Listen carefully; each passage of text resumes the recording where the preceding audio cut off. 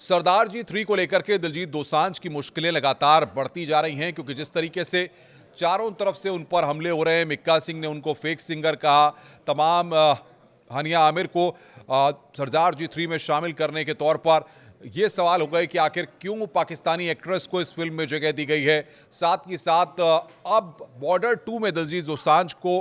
शामिल न करने को, उनको उससे बाहर करने की मांग यहां पर की गई है। यानी कि दिलजीत दोसांझ अब पूरी तरह से घिरते हुए जा रहे हैं। और जिस तरीके से कहा गया है कि पाकिस्तानी एक्ट्रेस को फिल्म में शामिल किया गया,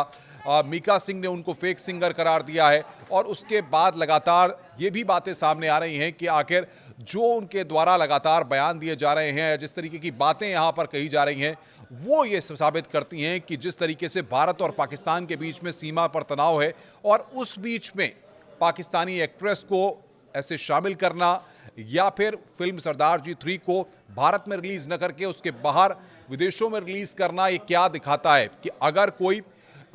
उन्होंने बाकायदा, मीका सिंह ने तो ये कहा है कि देशवासियों, ऐसे करके जो पोस्ट की है उसमें लिखा है कि देशवासियों देखिए, तो यानी कि आप समझिए कि देश के लोगों को यहाँ न कहीं मैसेज देने की कोशिश की है। वहीं दिलजीत दोसांझ जो है वो इस पर घिरते जा रहे हैं, क्योंकि जिस तरीके से उन्होंने देश के बाहर सरदार जी 3 को रिलीज करने का जो फैसला लिया था, उस पर अब वो चारों तरफ से घिर गए। लेकिन बॉर्डर 2 को लेकर के भी जिस तरीके से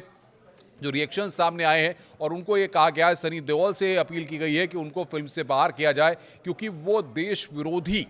या फिर ये कहा जाए कि देश में रह करके पाकिस्तानी एक्ट्रेस को बढ़ावा दे रहे हैं, या फिर जिस तरीके से जो स्टेटमेंट सामने आ रहे हैं उसमें वो लगातार 3-4 बातें बड़ी महत्वपूर्ण है। हम आपको बताएंगे कि भारत पाकिस्तान के बीच तनाव के हालात पर पाकिस्तानी के एक्ट्रेस हानिया आमिर को शामिल करने से कुछ लोग ये भी कह रहे हैं कि देश की गरिमा को ठेस पहुँचती है,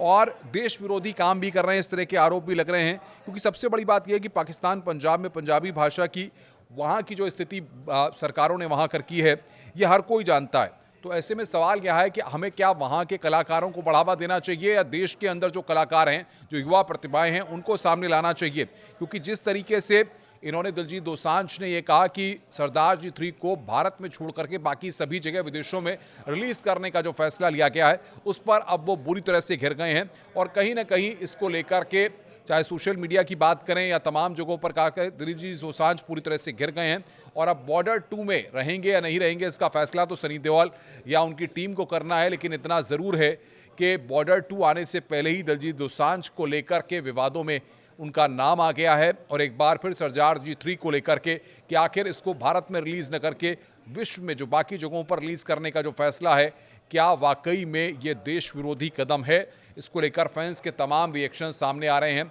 और बॉलीवुड में भी इसको लेकर अलग अलग राय है। लेकिन मीका सिंह ने भी इसको लेकर निशाना साधा है।